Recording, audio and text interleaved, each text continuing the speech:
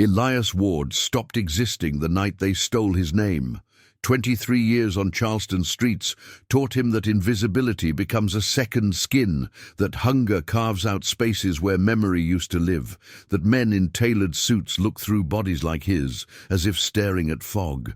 When security dragged him from the Remington Gala for daring to seek warmth among crystal chandeliers, he expected nothing.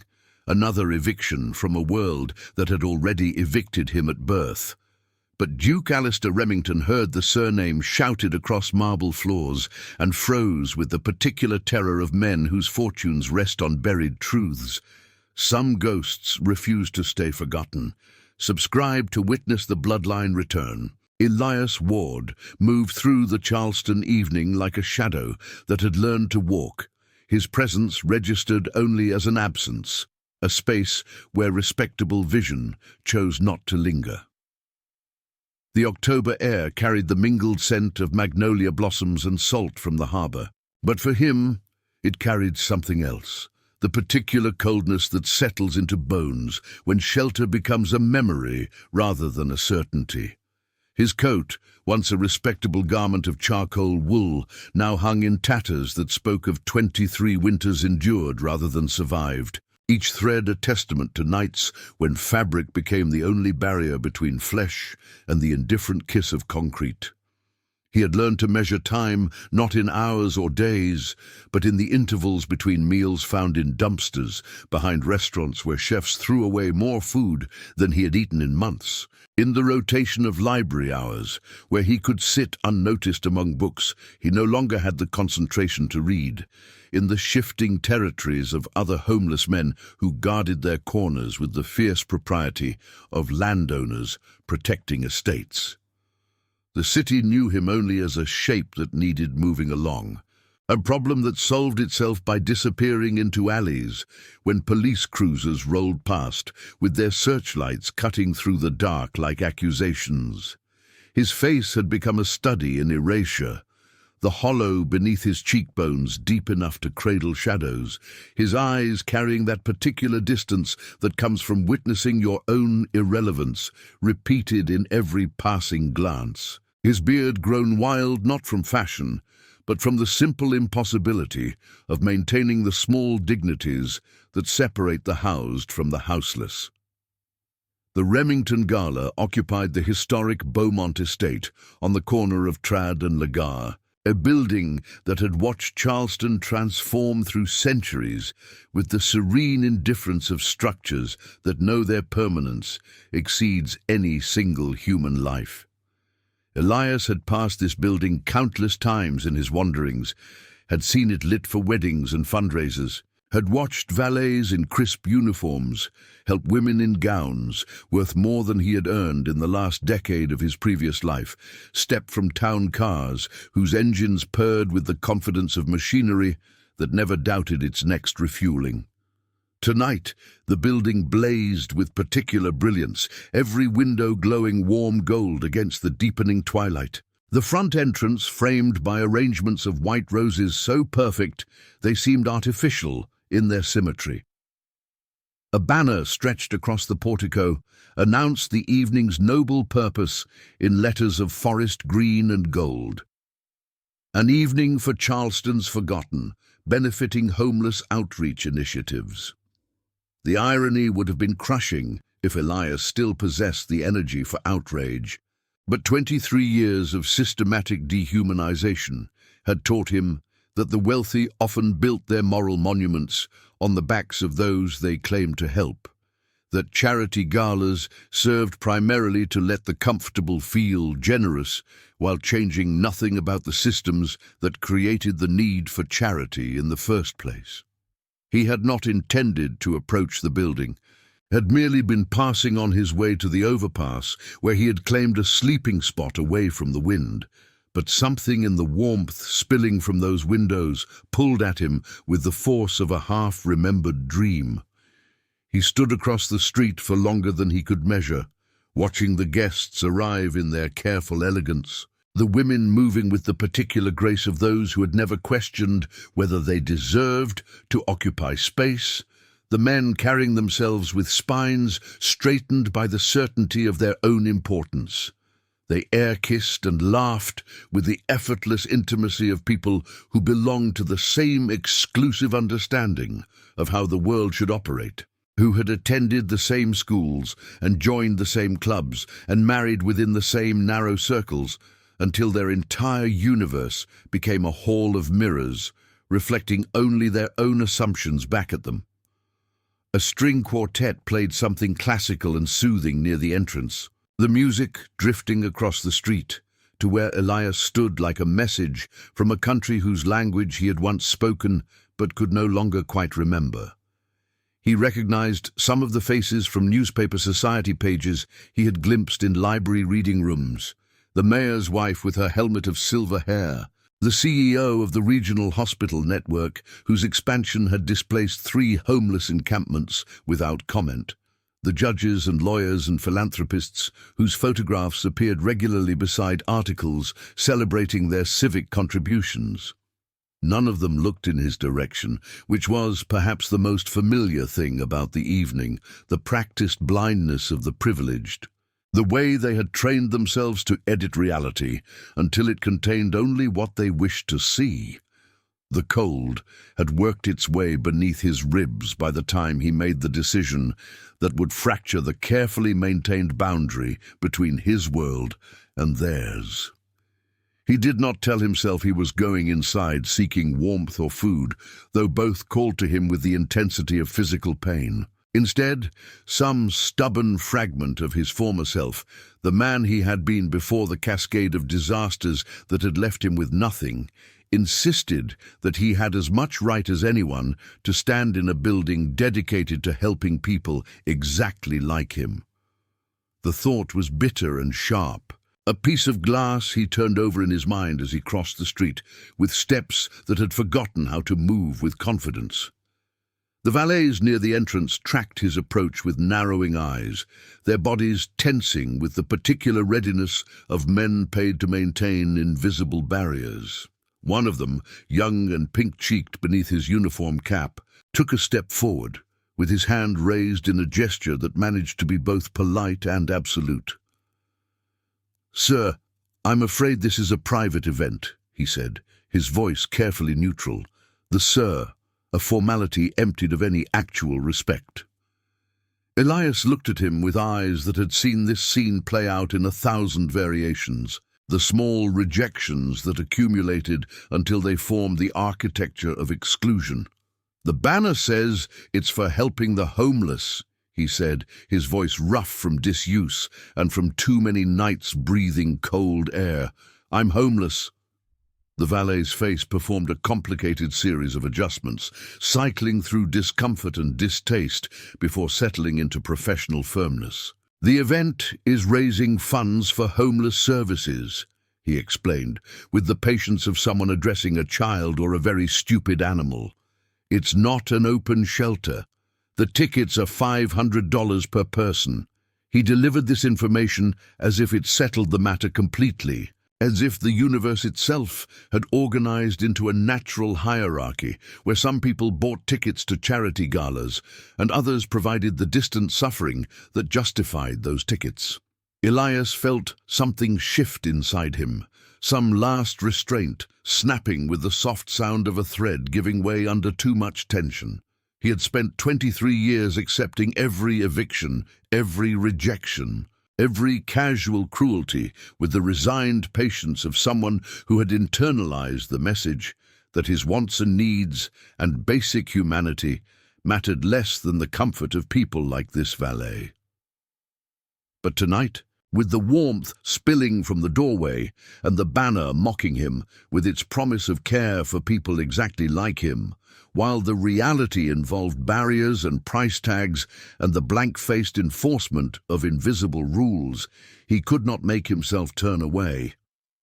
"I just want to get warm for a minute," he said, and hated the pleading note that crept into his voice, hated that he was reduced to begging for the most basic human consideration from a boy young enough to be his son.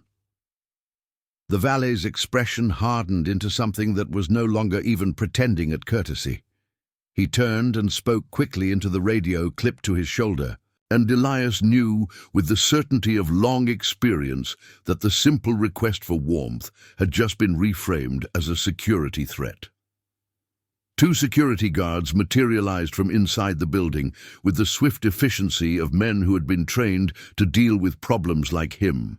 Their faces set in expressions of professional neutrality that somehow contained more contempt than any open hostility could have conveyed. They were both large men who had learned to use their size as a form of communication, their shoulders blocking out the light from the doorway as they approached. The older one, his face weathered and jowled, looked Elias up and down with an assessment that was purely tactical, calculating the level of force that might be required. "You need to move along," he said, his voice flat and final. "This is a private event, and you're not on the guest list."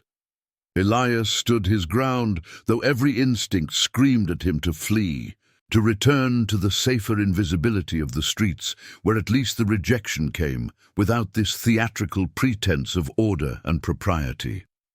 "The event is supposed to be about helping people like me," he said again, knowing even as the words left his mouth that they would change nothing, that he was speaking a language these men had never learned. "How does it help to throw me out into the cold while you eat hot food inside and congratulate yourselves on your generosity?" The question hung in the air between them, unanswered and unanswerable, a challenge to the fundamental logic that allowed people to host fundraisers for the homeless, while ensuring no actual homeless people contaminated the space with their presence. The younger guard, who had been silent until now, shifted his weight forward in a way that made his intention clear. "Last chance to walk away on your own," he said, and there was something almost bored in his tone, as if Elias were merely another item on an evening's checklist of minor disruptions to be managed and forgotten. The interior of the Beaumont estate glowed with the particular luminosity that only old money could produce, a soft radiance that seemed to emanate from the walls themselves rather than from any visible source. Crystal chandeliers hung like frozen waterfalls from ceilings painted with pastoral scenes of shepherdesses and noble lords at leisure, their arms supporting enough candle power to shame the sun. The floors were laid with marble, the color of cream and honey, polished until they reflected the guests moving across them like a second party taking place in some mirror dimension below. Elias had glimpsed this interior only for seconds before the guards gripped his arms, but those seconds burned themselves into his memory with the intensity of revelation. Here was the world, as it existed for people who had never questioned their right to beauty, to comfort, to spaces that treated their presence as gift rather than intrusion. The walls were hung with portraits of long-dead Remingtons and their associates, stern-faced men in high collars and serene women in gowns that pooled around them like liquid moonlight, all of them staring down at their descendants with the particular judgment of ancestors who had built empires and expected them to be maintained with suitable reverence. Side tables held arrangements of flowers so elaborate they seemed like sculptures made from living matter, roses and lilies and orchids cascading from crystal vases in studied profusion. The air itself felt different here, climate-controlled to perfect temperature, carrying the mingled scents of expensive perfume and furniture polish, and the ineffable smell of wealth. That particular combination of leather and old wood and subtle spices that announced the presence of people who had never worried about next month's rent. The guests moved through this space with the unconscious ease of dancers who had rehearsed their steps since childhood, forming and reforming into conversational clusters with the fluid dynamics of Mercury. The women wore gowns in jewel tones and subtle neutrals, fabrics that whispered against skin with the sound of money made from cotton grown in fields these families had once owned when ownership extended to the people who worked them. Diamonds caught the light at throats and wrists and ears, each stone representing wealth enough to house Elias for years. The men had opted for the peculiar uniform of the Southern elite, dinner jackets in midnight blue and forest green, bow ties tied with the perfect imperfection that signaled they had been knotted by hand rather than purchased pre-tied, pocket squares arranged in casual peaks that had probably taken multiple attempts to achieve. They held drinks in heavy crystal glasses, bourbon and scotch and gin, flowing with the abundance of people who had never counted drinks or worried about the cost of bottles whose labels carried names Elias would not have recognized even in his former life. The conversations rose and fell in waves of practiced charm, voices modulated to carry just far enough and no further, trained to navigate the narrow space between interesting and showing off, between engaged and too eager. They discussed vacations to places Elias had only read about in magazines left in waiting rooms, debated the relative merits of private schools whose tuition exceeded what most families earned in a year, compared notes on contractors and interior designers and personal trainers with the serious attention of people whose primary burden was deciding how to distribute their disposable income among competing luxuries. At the far end of the ballroom, raised on a small dais that elevated him above the crowd by perhaps 6 inches, enough to establish hierarchy without appearing to claim it, stood Duke Alistair Remington, the evening's host, and the name attached to half the charitable foundations in Charleston. He was a man in his early 60s who had aged into the kind of distinguished handsomeness that wealth often purchases. His hair silver without being white, his face lined in ways that suggested character rather than decay. He wore his dinner jacket with the particular ease of someone born to formal wear, as if the garment were simply an extension of his skin rather than a costume donned for the occasion. His posture radiated the confidence of a man who had never questioned his right to stand at the center of attention, who had grown up understanding that rooms organized themselves around him, not through any effort on his part, but simply as the natural order of things. He was speaking to a small circle of guests who listened with the attentive nods of people who understood that proximity to power required the performance of engagement even when the conversation held no intrinsic interest. His voice carried across the room with practiced projection, warm and cultured, each word enunciated with the precision of someone who had been taught that clear speech was a marker of good breeding. He was discussing the charity that provided tonight's ostensible purpose, describing plans for expanded shelter facilities and job training programs with the confident generosity of someone who could promise resources without any personal sacrifice, whose checkbook could solve problems without requiring him to actually encounter the people those problems had faces. The moment shattered with the sound of a commotion near the entrance, voices raised in a key that did not belong among the modulated tones of the ballroom. Heads turned with the synchronized precision of a flock of birds changing direction mid-flight, conversations halting as attention shifted toward the source of disruption. The guards were visible through the open doors of the ballroom, their bulky forms bracketing a third figure between them, someone clearly not dressed for the evening, someone whose presence represented a category error in the carefully curated reality of the gala. Elias Ward stumbled between them, his torn coat flapping around him like damaged wings, his face set in an expression that mixed defiance with the terrible awareness of his own powerlessness. He had not intended to make a scene, had only asked to step inside for a moment's warmth, but the guards had decided that the request itself constituted a threat requiring dramatic removal. They gripped his arms with the casual brutality of men who had learned to use just enough force to appear professional while ensuring compliance through pain. One of them spoke into his radio with clipped efficiency, reporting the situation to some unseen coordinator who would log the incident and forget it before the evening ended. The guests watched with expressions ranging from mild alarm to barely concealed disgust, their faces performing the complicated mathematics of maintaining sympathy for abstract homeless populations while recoiling from any actual homeless person who violated the invisible boundaries of their world.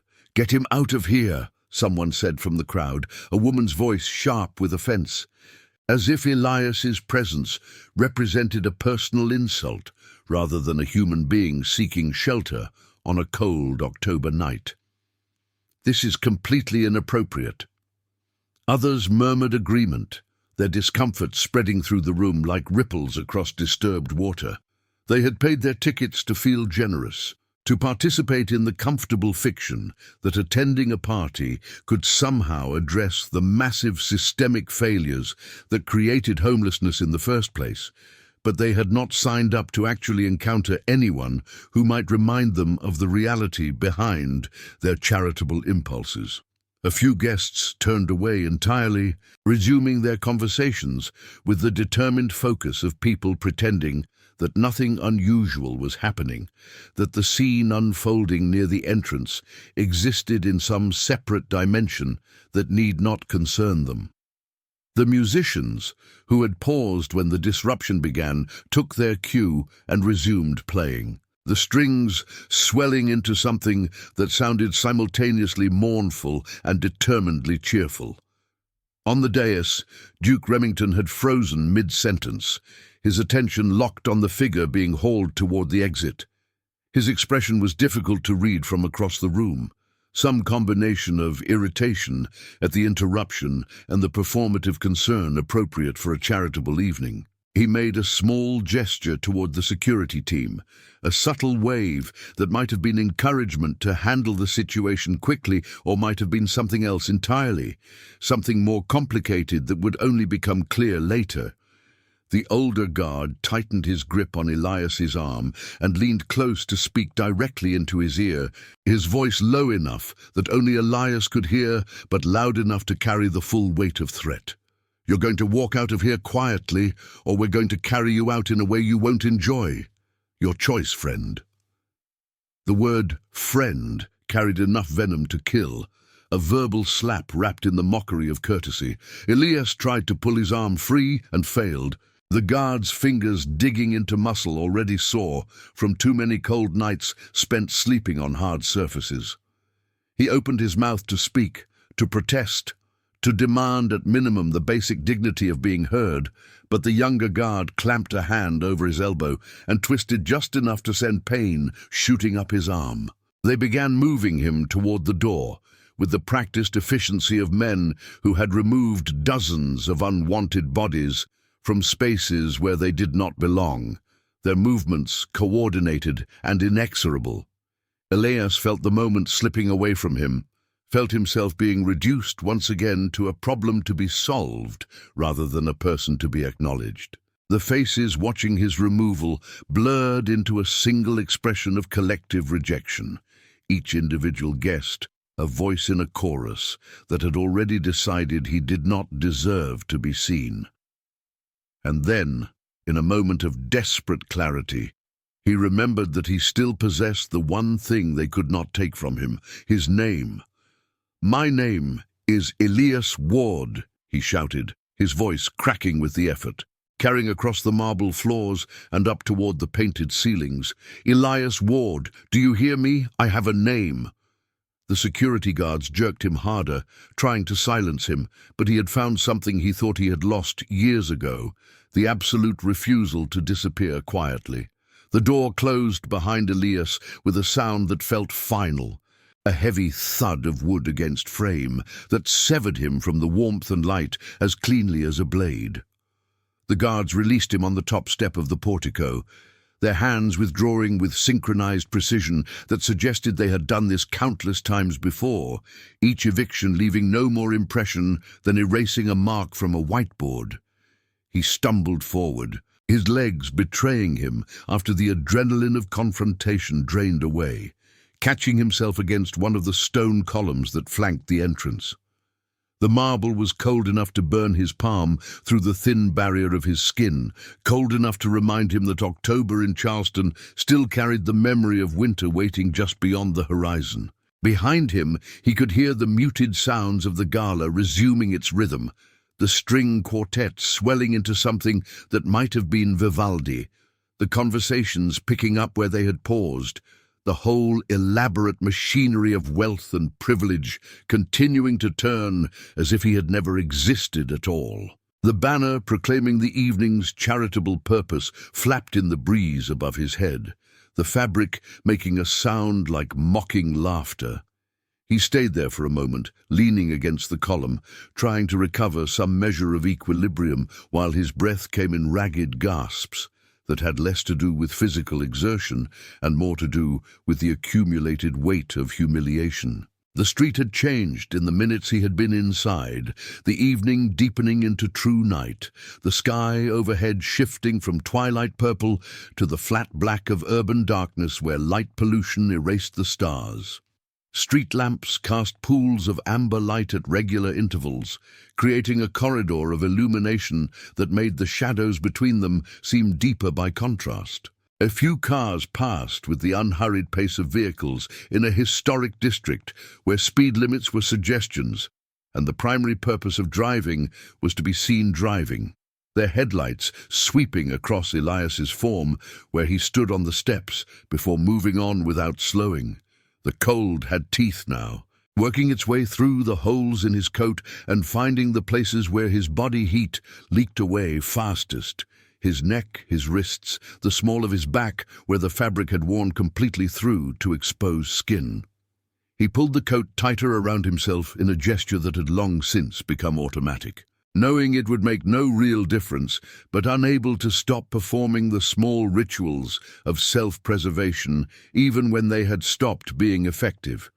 Across the street, the park that occupied the center of the historic district square stood dark and uninviting, its wrought iron fences forming geometric patterns that looked simultaneously decorative and hostile, designed to keep people like him from finding shelter beneath the live oaks that had witnessed centuries of Charleston history. He descended the steps slowly, his body moving with the careful deliberation of someone who had learned that attention was dangerous, that the best strategy was to fade back into the urban background where he belonged. His feet found the sidewalk, and he began walking without any particular destination in mind, knowing only that staying near the Gala would invite further confrontation, and he had used up his limited reserves of defiance in that single shout of his name. The sound of his footsteps seemed unnaturally loud against the quiet street, each step announcing his presence to a world that had made clear it preferred his absence. He passed other historic mansions lit for evening events, or simply glowing with the warm light of occupied homes, each window a tableau of lives being lived in warmth and security. Families gathered for dinners or sitting rooms where people read books or watched television, or simply existed in the casual confidence of knowing they would wake up tomorrow in the same place they had fallen asleep tonight. He had once lived in that world, had once taken for granted the basic certainties of shelter and regular meals and the privilege of planning beyond the next few hours.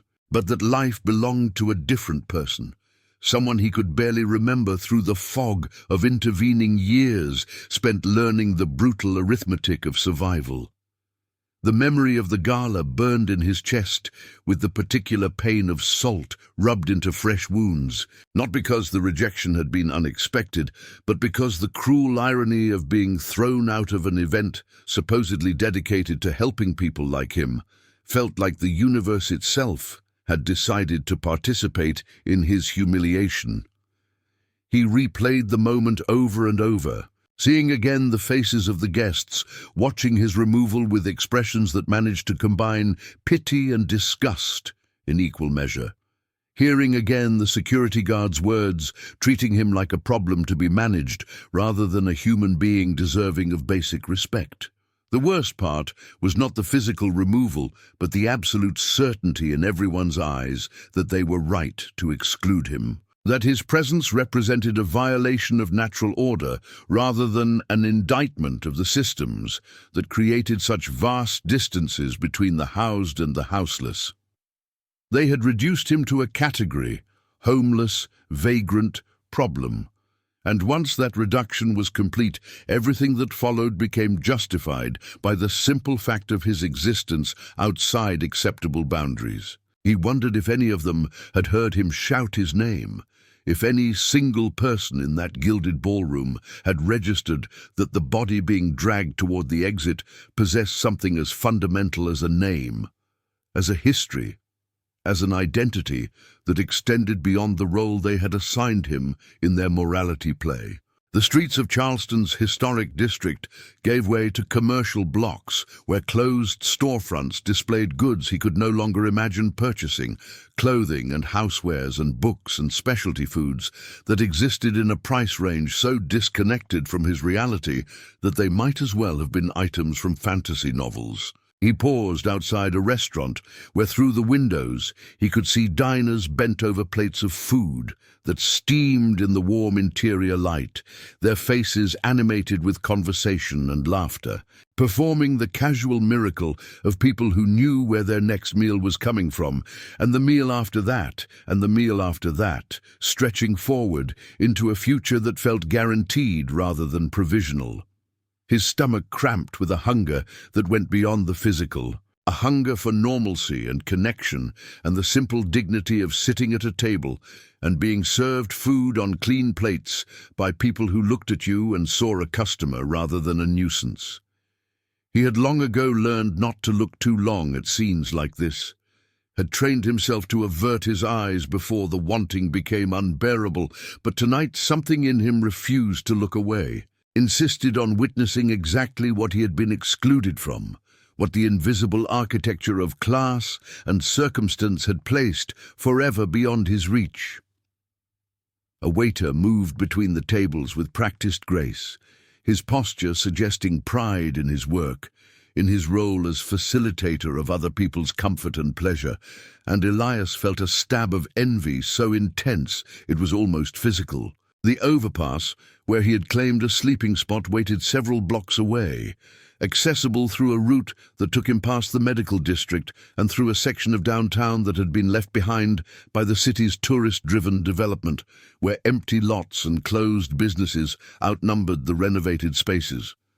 He walked with his head down and his hands shoved deep in his pockets, making himself as small and invisible as possible, a skill he had perfected over years of learning that the best way to avoid trouble was to become a shape that registered just below the threshold of conscious notice. Other people passed him on the sidewalk and gave him wide berth, their trajectories altering slightly to maintain distance without appearing to acknowledge that they had noticed him at all. A choreography of avoidance so common he no longer even registered it as rejection. The city's homeless population had its own geography and customs, territories claimed and respected through unspoken agreement, alliances formed and dissolved based on the shifting dynamics of survival, and Elias had learned to navigate this parallel Charleston that existed beneath the tourist-friendly surface. The city of shelters, with not enough beds and soup kitchens, with limited hours and churches that offered meals on certain days if you arrived early and waited in lines that stretched around buildings. He passed the public library, where during operating hours he could sit in air conditioning or heating depending on the season, where bathrooms offered the rare luxury of privacy and running water and mirrors that showed him a face he sometimes struggled to recognize as his own.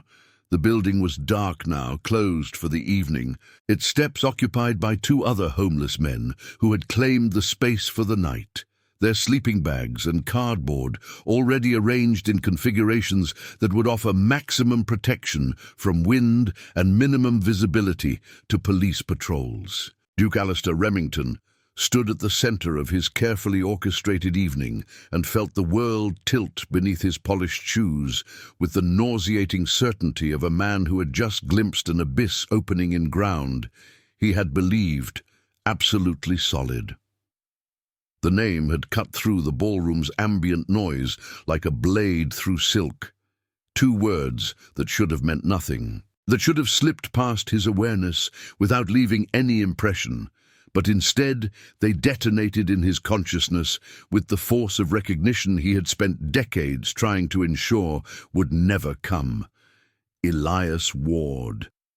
The surname hit him with particular violence. Ward, a name he had not heard spoken aloud in this context for 23 years, a name that belonged to a chapter of family history he had helped seal behind layers of legal documents and strategic silence and the accumulated weight of time that usually buried inconvenient truths deep enough that they stopped mattering. His champagne flute trembled in his hand, the crystal singing a high note that drew glances from the guests nearest him, their faces arranging themselves into expressions of polite concern. He forced a smile and set the glass down on the nearest table with more force than intended, the impact producing a sharp clink that made him wince at his own loss of control. The security guards had already removed the homeless man, Elias Ward, his mind insisted on supplying. No longer an abstract problem, but a name carrying implications that threatened to unravel carefully maintained narratives. But the disruption lingered in the air like smoke after a fire. Guests trading glances and quiet comments about the appropriateness of shelter procedures and whether the vetting of attendees needed to be more stringent. Duke felt their attention shifting toward him, waiting for him to reassert control, to smooth over the awkwardness with the kind of practiced charm that had made him Charleston's most effective fundraiser and social orchestrator. He knew the script, had performed it countless times when unexpected elements threatened the carefully calibrated atmosphere of events like these, but the words would not come. Stuck somewhere between his awareness of what he should say and the panicked calculations racing through his mind about what the appearance of Elias Ward might mean. His wife Eleanor stood several feet away, engaged in animated conversation with the hospital CEO's wife, her posture radiating the composed elegance that had made her the perfect consort for a man whose social position required a partner who could navigate Charleston society with effortless grace. She had not seemed to notice the disruption beyond a brief glance toward the commotion, had not heard the name that had sent ice through Duke's veins, and he felt a confused mixture of relief and isolation, knowing that she remained ignorant of the threat that had just materialized in their carefully protected world. The story existed in fragments scattered across legal files and archived newspaper clippings and the private memories of a few aging family members who had agreed decades ago that certain truths served no useful purpose, that bringing them into light would only create pain and scandal without changing any material circumstances. Duke's father, Harold Remington, had been a man of particular appetites and loosened moral constraints, whose position at the apex of Charleston society had insulated him from most consequences of his behavior. There had been another woman, a relationship that existed in the shadows of Harold's marriage, a connection that had produced a child whose existence was never officially acknowledged but never quite forgotten either. The woman had been from a respectable enough family fallen on hard times, the Wards, old Charleston stock whose fortune had evaporated in the Depression and never recovered, leaving them clinging to the remnants of former status without the money to maintain it.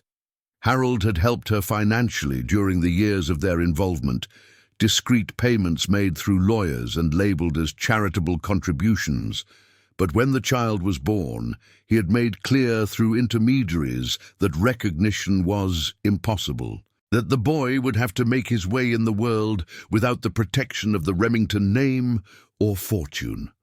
The woman had died when the child was still young, some kind of accident that the family had quietly helped bury in unmarked graves of sealed records and expedited probate proceedings that ensured whatever small inheritance might have existed disappeared into the machinery of legal fees and satisfied creditors. Duke had been 18 when he first learned of his half-brother's existence. Away at college, when his father summoned him home for a conversation conducted in the study, where Harold handled family business that required absolute privacy. The revelation had come wrapped in instructions about discretion and legal liability, and the importance of maintaining family reputation above all other considerations. Harold had been blunt in his assessment. The boy was provided for adequately through the state's social services. Acknowledging him publicly would serve no purpose except to create scandal and potential financial claims against the estate, and Duke's responsibility as heir was to ensure that certain doors remained closed. He remembered his father's exact words, delivered with the casual cruelty of a man who had never questioned his right to arrange reality according to his preferences. The boy exists in an unfortunate situation, but we did not create that situation, and we cannot fix it without destroying what 3 generations of Remingtons have built. You will understand when you have your own children that protecting the family sometimes requires difficult choices. Duke had been young enough to feel uncomfortable with the transaction, but not brave enough to challenge his father, who had ruled the Remington interests with an iron certainty that did not permit questioning. He had returned to college carrying the secret like a stone in his pocket, something he could neither examine closely nor set down, and over the years it had settled into the category of regrettable but unchangeable facts. A sad footnote to his father's life that had no bearing on Duke's own responsibilities and choices. Except now the footnote had walked into his gala and shouted its name across marble floors and been thrown back into the street, and Duke felt the careful architecture of denial beginning to crack under pressure he had never anticipated having to withstand. He did not know what had happened to his half-brother in the decades since that study conversation, had not asked and had not encouraged anyone to tell him, had maintained a willful ignorance that allowed him to avoid confronting the implications of his father's choices and his own complicity in maintaining them. The man the security guards had removed bore no resemblance to any mental image Duke might have constructed. He had looked exactly like what he was. A homeless man worn down by years of privation and struggle, his face carved by hunger and exposure and the accumulated weight of invisibility. But the name was correct, unmistakably correct, Ward, the surname that had been attached to documents Duke had reviewed during estate settlements and legal filings that confirmed his father's illegitimate son had been born and existed somewhere in the world beyond the boundaries of family acknowledgement. The probability that some random homeless man would share that exact name combination seemed impossibly low. Low enough that Duke felt certainty settling into his bones with the cold weight of dread. Around him the gala continued its choreographed rhythms, guests laughing and drinking and performing the elaborate rituals of charitable concern while remaining carefully insulated from any actual contact with the populations their fundraising claimed to serve. Duke excused himself from the group he had been addressing, his voice sounding strange in his own ears, and made his way toward the study that occupied a corner of the building's 2nd floor, a room that had been set aside for his use during events held at the estate. His legs felt uncertain beneath him, his usual confident stride replaced by something more cautious, as if the floor might give way at any moment. He nodded to guests who tried to catch his attention but did not stop, maintaining a smile that felt like it belonged to someone else. A mask he had learned to wear so completely that most days he forgot it was not his actual face. The study door closed behind him with a soft click, and he stood in the darkness for a moment before reaching for the light switch, his hand trembling with enough force that he had to grip his wrist with his other hand to steady it. The room materialized around him in warm lamplight, leather furniture and walls of books, and the massive desk where his grandfather had managed family affairs and where Duke himself conducted the business of maintaining the Remington legacy in the 21st century. He moved to the window that overlooked the street and pulled back the curtain just enough to see the front steps where Elias Ward had stood moments before, But the space was empty now. The homeless man, already absorbed back into whatever margins he inhabited, disappeared with the thoroughness of people who had learned that visibility brought only trouble.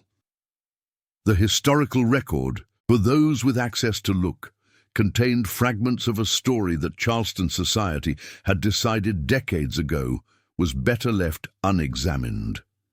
In the archives of the county courthouse, buried among thousands of other documents that accumulated like sediment layers in the basement storage rooms, there existed a birth certificate for Elias Jonathan Ward, born April 17th, 1978, to Catherine Ward, and father listed as unknown. The certificate bore notations indicating it had been accessed multiple times in its first year of existence before falling into the bureaucratic silence that eventually claimed most such documents, pulled for review by what the access log indicated were representatives of Remington Legal Associates who had signed in with credentials that established their authority to examine sealed records. Catherine Ward had died in 1985, the death certificate listing the cause as accidental drowning, with no further details. Her body recovered from the Ashley River in circumstances that apparently required no investigation or follow-up questions beyond the minimum necessary to close the case. Her estate, such as it was, had been settled through proceedings that lasted less than 2 months, remarkable speed for probate processes that typically dragged across seasons. The entire matter handled by a lawyer whose fees somehow got paid despite Catherine's documented poverty, and whose records showed the Remington family firm as co-counsel, though they appeared nowhere in the public filings. Elias had become a ward of the state at age 7. His mother's death, leaving him with no identified relatives willing or able to claim custody. The social services files chronicled his path through the foster care system, with the clinical detachment of bureaucracy documenting another life that passed through its machinery without leaving meaningful impression. Placements that lasted months, or sometimes only weeks, behavioral issues that escalated as he moved through adolescence. A note from a counselor when he was 14, suggesting that the boy displayed signs of depression and abandonment trauma that were going untreated due to lack of resources and the overwhelmed nature of the social workers assigned to his case. He had aged out of the system at 18, with the standard preparation that involved a small stipend and a referral list to social services agencies that might help with job placement and housing. But the system that released him into independent adulthood had failed to provide any of the actual skills or support structures that might have given him a chance at stability.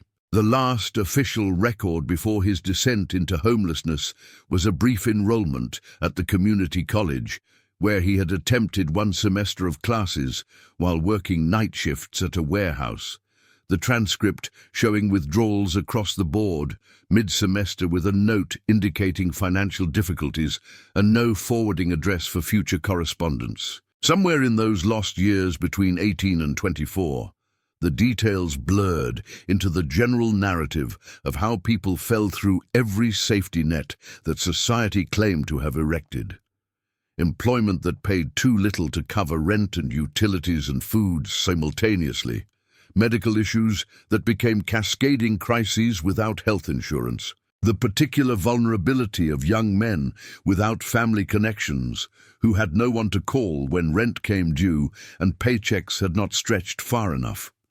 The spiral that began with a missed payment and ended with eviction, and the discovery that homelessness was a condition much easier to enter than escape.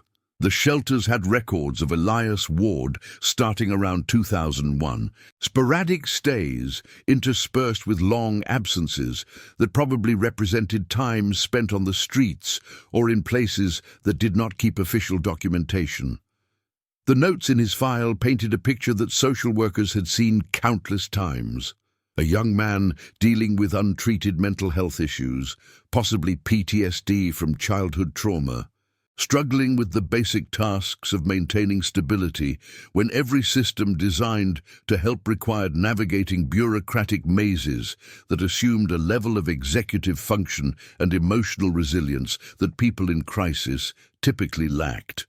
He appeared and disappeared from the records like a ghost passing through walls, sometimes engaged with services, and sometimes falling off the radar for months or years at a time. The Remington family's connection to this trajectory existed nowhere in official documents, but lived in the memories of people who had been present when decisions were made about how to handle Harold Remington's complicated legacy. Duke's Aunt Margaret, his father's sister, and one of the few family members still living who had known about Catherine Ward and her child, resided now in an assisted living facility in Mount Pleasant, her mind still sharp at 87, despite her body's various betrayals. She had been Harold's confidant during the years of his involvement with Catherine, had met the boy once when he was perhaps 5 or 6, remembered him as solemn and watchful, with his father's eyes, though no one would have remarked on the resemblance who did not already know to look for it.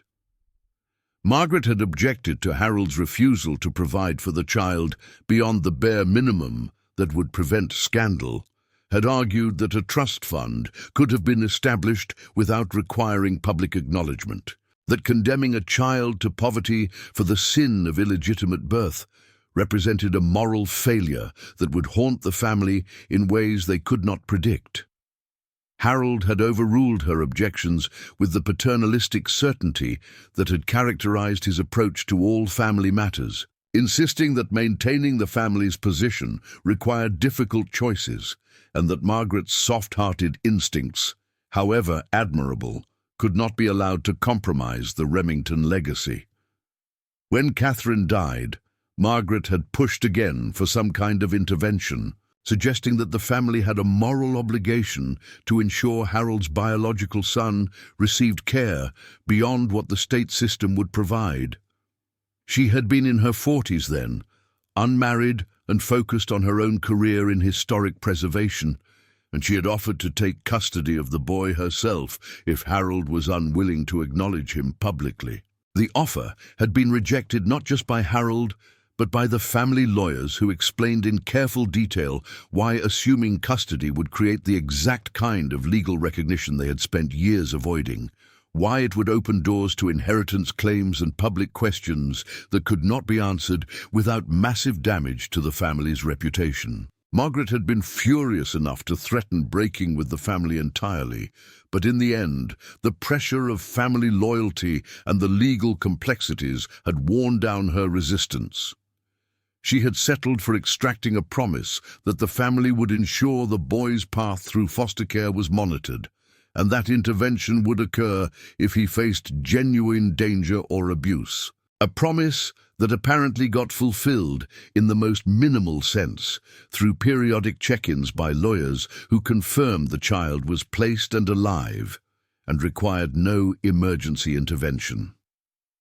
Whether that monitoring continued as Elias aged into adulthood was unclear, the trail growing cold around the time Margaret herself had reduced contact with Duke's father after a final argument about family responsibilities that left relations between the siblings permanently strained.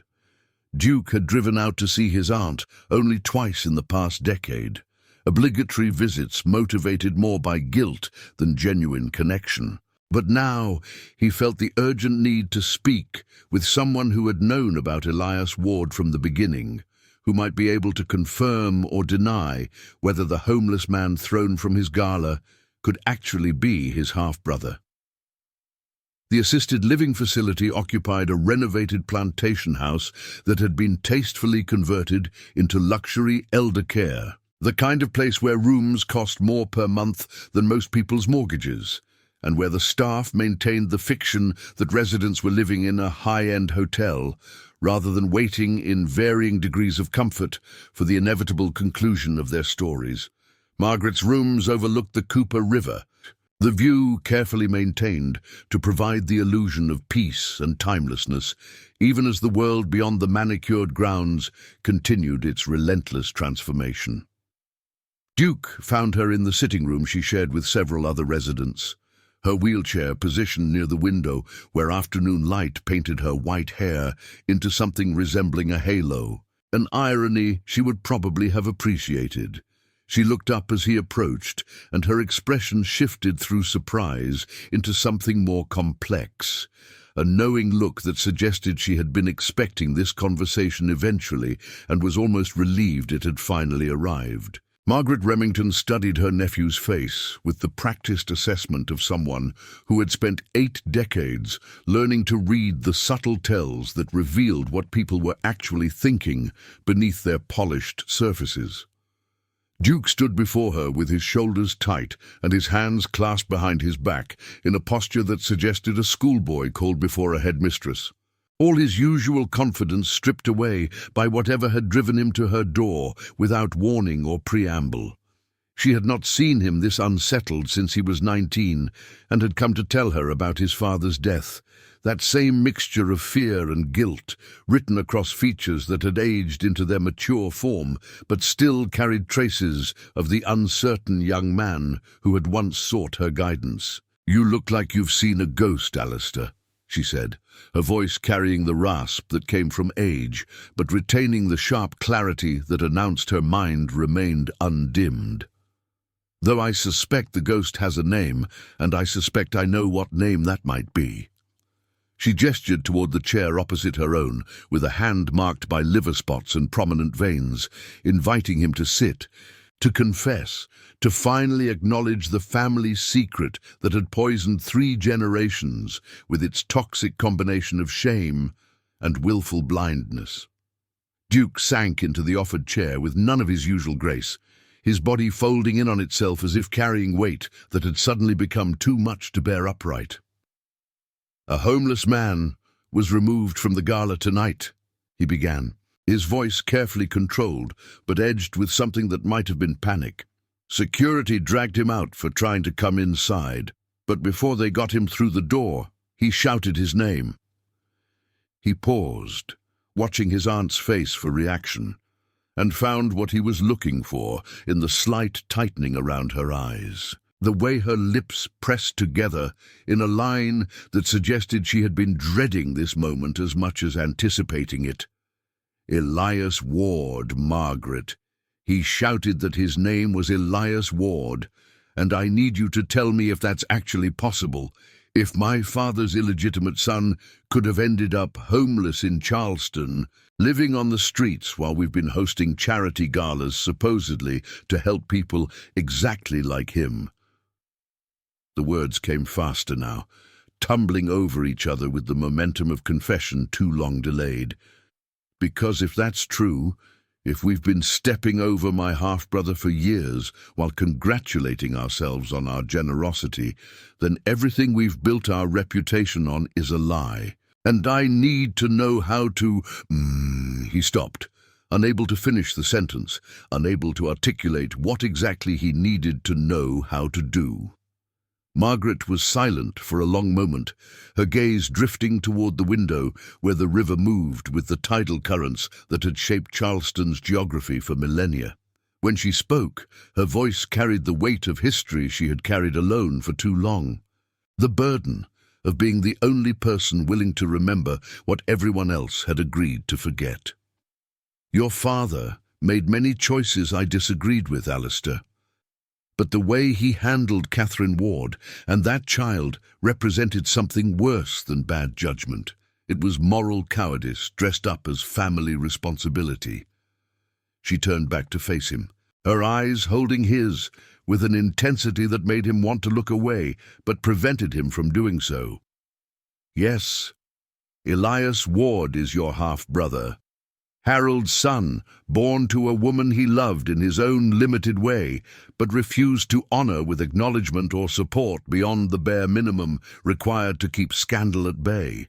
I met the boy once when he was small, before Catherine died, and I saw your father in his face as clearly as I see your father in yours." She let that truth settle between them, watched Duke process the confirmation he had both expected and hoped to avoid. "When Catherine drowned, and I have never believed that death was as accidental as the official record claimed. I begged your father to take responsibility for his son, to at least ensure the child would not suffer for the circumstances of his birth.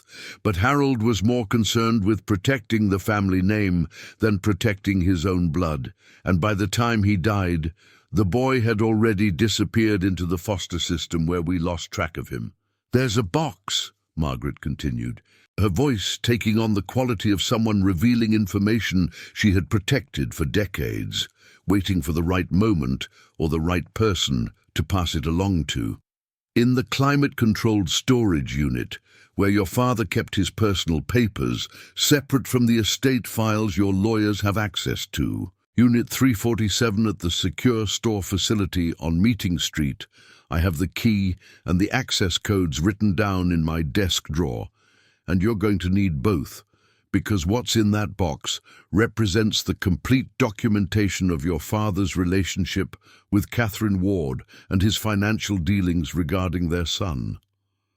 She watched Duke's face cycle through emotions too complex to name individually, settling finally into a kind of grim resignation. "There are letters between Harold and his lawyers discussing how to structure payments to avoid creating legal obligation, correspondence with social services after Catherine's death, reports from private investigators your father hired to monitor Elias's progress through foster care until he turned 18, and Harold decided further surveillance was unnecessary. Everything you need to understand how thoroughly the family abandoned that child is documented in meticulous detail, because your father was nothing if not thorough in his cruelties." Margaret's hands trembled slightly in her lap, whether from age or emotion Duke could not tell. "I kept the key because I knew someday this would matter, someday the past would come demanding acknowledgement, and when it did, I wanted there to be evidence that at least one person in this family remembered and bore witness." Duke felt something crumbling inside him. The careful edifice of justifications and inherited rationalizations that had allowed him to live comfortably with his family's choices without examining them too closely. He had spent his entire adult life managing the Remington legacy, protecting and expanding the family's influence and reputation, but he had never stopped to consider what that legacy was built upon, what compromises and abandonments had been required to maintain the polished surface everyone saw. "What am I supposed to do with this information?" he asked, hearing the desperation in his own voice and hating it. "I can't undo 47 years of his life, can't give him back the childhood he should have had or the support he deserved. And if I acknowledge him now, publicly claim him as family, it destroys everything. The foundation's credibility, our family's reputation, possibly even my marriage, if Eleanor finds out I've known about this and said nothing." He was thinking out loud now, the calculations spilling out unfiltered. "But if I do nothing, if I let him continue living on the streets while knowing exactly who he is and what we owe him, then I'm no better than my father, and every charitable work I've ever done becomes an obscene joke." Margaret leaned forward in her wheelchair with effort that made Duke instinctively move to help her before she waved him back with an impatient gesture. "You're asking the wrong questions, Alistair," she said, her voice sharp with the authority she still commanded despite her physical diminishment. "This isn't about protecting your reputation or your foundation or your marriage, though I understand those things matter to you. This is about a man who's been invisible his entire life, who was thrown away by his father and ignored by his family and processed through systems that ground him down until he ended up exactly where you found him tonight. Outside in the cold, shouting his name to people who had already decided he didn't deserve to be heard." She paused, letting the words land with their full weight. "You're Harold's legitimate heir, the one who got everything. The name, the money, the social position, the assumption that you mattered simply because of whose son you were. Elias is the one who got nothing, who has spent 47 years paying the price for your father's cowardice and your family's complicity. So the question isn't what acknowledging him costs you. The question is what continuing to ignore him costs your soul, and whether you're capable of being the man your father never was. The silence that followed felt enormous, filled with all the unspoken history of 3 generations of Remingtons who had chosen comfort over justice, reputation over responsibility, the preservation of legacy over the acknowledgement of uncomfortable truths. Duke sat with his aunt's challenge hanging in the air between them, feeling the weight of decision pressing down on him with the force of accumulated decades. Outside the window, the river continued its eternal movement between the land and the sea, indifferent to human struggles, carrying away the silt and debris of daily life toward destinations unknown. He thought about Elias Ward as he had seen him that night, ragged and desperate, reduced to shouting his own name to prove his existence to people who would prefer he remain invisible. He thought about the moment when their eyes had briefly met across the ballroom, before the security guards had finished their removal, and how he had looked away first, unable to hold that gaze, unable to acknowledge even silently what his instinct had already told him was true. "I need to see those documents," Duke said finally, his voice hollow with the exhaustion that comes from holding tension for too long. "And then I need to find him, need to talk to him directly, need to—" He stopped again, still uncertain what exactly he needed to do, but knowing with sudden clarity that doing nothing was no longer possible, that the ghost his family had tried to bury had risen and demanded recognition, and that the price of continued denial had just become higher than he was willing to pay. "I don't know if anything I do now can make up for 47 years of abandonment, but I at least owe him the truth, and maybe something more than truth if he's willing to hear it." He looked at his aunt and saw something like approval flicker across her weathered features, the first genuine connection he had felt with her in years. "Help me do this right, Margaret. Help me not make the same mistakes my father made. Because I'm terrified I'll default to protecting what's comfortable instead of doing what's necessary, and I need someone who will hold me accountable to being better than I'm naturally inclined to be."